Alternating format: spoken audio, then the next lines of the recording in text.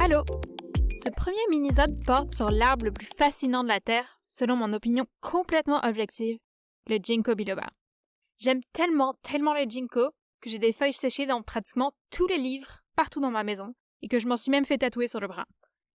Si c'est pas déjà le cas, et c'est sûrement pas le cas honnêtement, je pense que vous allez les aimer après ce mini-sode, car les ginkgos sont immortels, ils sont fascinants, et ils sentent très mauvais, mais on les aime même s'ils sentent très mauvais. Le Ginkgo biloba, aussi appelé simplement ginkgo, ou arbre aux 40 écus et abricotier d'argent, est l'espèce d'arbre la plus vieille du monde. Il est apparu il y a 270 millions d'années, et je sais que quand on passe dans les millions d'années, ça nous perd un peu, mais pour un ordre d'échelle, c'est 40 millions d'années avant que les premiers dinosaures apparaissent sur Terre. Originaire du sud de la Chine, le ginkgo arrive au Japon et en Corée autour du XIIe siècle.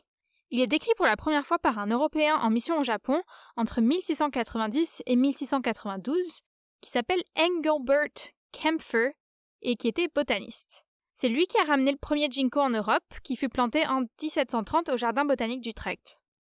Le nom ginkgo vient de l'ancienne lecture japonaise d'un mot chinois qui veut dire abricot d'argent. Le mot biloba, quant à lui, fait référence à la forme des feuilles qui sont fendues en deux au milieu, en deux lobes. Au Japon, le ginkgo est surnommé l'arbre pondeur, à cause de la similitude de ses fruits, qui sont pas vraiment des fruits, on le verra, avec des œufs.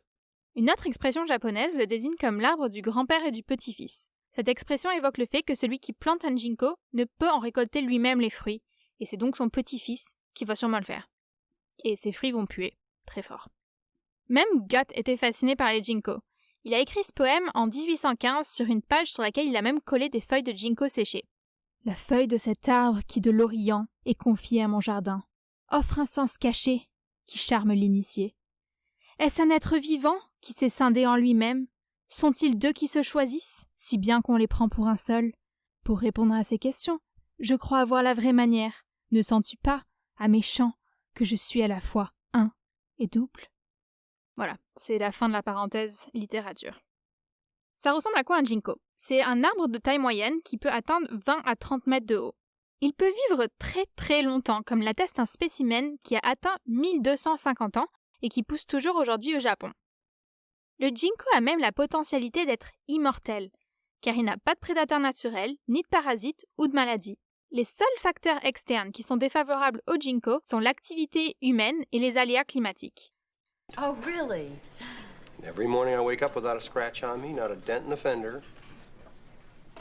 I am an immortal. Special today's blueberry waffles. Un exemple extrême de sa résistance est le fait qu'il fut la première espèce d'arbre à repousser après l'explosion de la bombe atomique le 6 août 1945 à Hiroshima. Les feuilles de Ginkgo biloba sont uniques parmi les arbres parce qu'elles sont formées de deux lobes en forme de palme, sans nervure centrale, comme la quasi-totalité des plantes modernes qu'on peut imaginer. Les ginkgos se reproduisent par la fécondation d'un ovule par du pollen.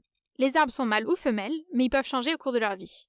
Même si les ovules de ginkgo ressemblent à des fruits, comme des prunes ou des abricots à peu près, ce ne sont pas des fruits. Petite parenthèse sur les fruits, qu'est-ce qui sont des fruits, qu'est-ce qui n'est pas des fruits, mais on va pas parler de légumes. Chez les arbres, les graines n'apparaissent que chez les gymnospermes, ou conifères, et les fruits uniquement chez les angiospermes.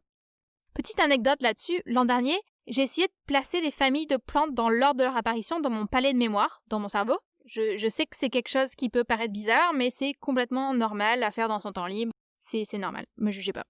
En tout cas, pour mémoriser le gymnosperme, j'ai utilisé le moyen mnémotechnique de mini-spermatozoïdes en train de soulever des poids au gym, ainsi que des mini-spermatozoïdes avec des ailes d'ange en train de voler pour les angiospermes. De rien si jamais vous voulez mémoriser gymnosperme et angiosperme. Maintenant, parlons plus en détail de ces ovules, parce qu'ils sont pas mal importants, mais pas vraiment pour les raisons que vous pensez. Un ovule, parce que oui, on dit un ovule, pas une ovule, j'avais complètement oublié que c'était un ovule, mesure de 2 à 3 cm de diamètre. Avant de tomber de l'arbre, il est lisse et attirant visuellement, comme un petit fruit mûr. Mais par contre, lorsqu'il tombe au sol en automne et explose ou se fait écraser et commence à décomposer, le fait qu'il contienne de l'acide butanoïque devient très important.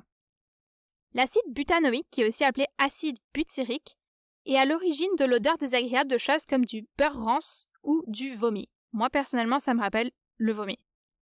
Il y a un peu plus de 3 ans, je suis allée en Corée du Sud à la fin du mois de septembre. Et les rues puaient, mais vraiment fort le vomi. Ça m'a pris quelques jours avant de me rendre compte que l'odeur s'intensifiait lorsque je marchais à côté d'un ginkgo avec plein de petits fruits, mais pas des fruits, au sol. Honnêtement, j'étais un peu déçue que mon arbre préféré ose s'attaquer à mon nez de cette manière, mais je me suis empressée de googler le comment du pourquoi de cette odeur et de cette situation. Parce que à Montréal, on a des ginkgos, mais j'avais jamais senti cette odeur putride horrible de vomi.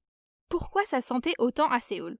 Il se trouve qu'à Séoul, ils ont planté 114 000 ginkgos, ce qui représente 40% de tous les arbres de Séoul, et que 10% de ces ginkgos sont des femelles. Le ginkgo est même l'arbre officiel de Séoul. Après énormément de plaintes au gouvernement, celui-ci a lancé une campagne pour recueillir des suggestions de la population sur comment faire disparaître cette odeur horrible. La solution qu'ils ont choisie, qui paraît assez évidente honnêtement, c'est d'enlever les fruits des arbres et du sol quand c'est l'automne. 440 personnes sont donc employées pour enlever les fruits, chaque personne pouvant enlever les fruits de 10 à 15 arbres par jour. Alors là, vous vous demandez peut-être pourquoi donc ne pas planter que des arbres mâles. Comme je l'ai mentionné au passage il y a quelques minutes, les ginkgos peuvent changer de sexe. Donc s'il n'y a pas assez de femelles, les arbres mâles vont juste commencer à se transformer. Certaines villes d'ailleurs, ne sachant pas cela, ont essayé de planter juste des mâles, mais maintenant ces villes puent comme le reste des villes. Maintenant, vous avez sûrement une autre question.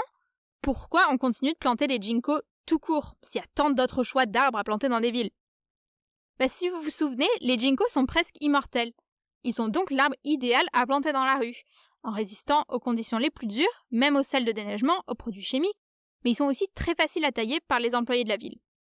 À Montréal, dans les dernières années, les ginkgos se multiplient. On en voit de plus en plus qui remplacent les frênes, qui étaient très sujets aux maladies, mais j'en ai pas encore croisé un qui pue. Par contre, ça ne saurait tarder. Pour les gens de Montréal, petite astuce, si vous cherchez les mots-clés sur Google « Arbre Montréal », vous allez tomber sur un site quebio.ca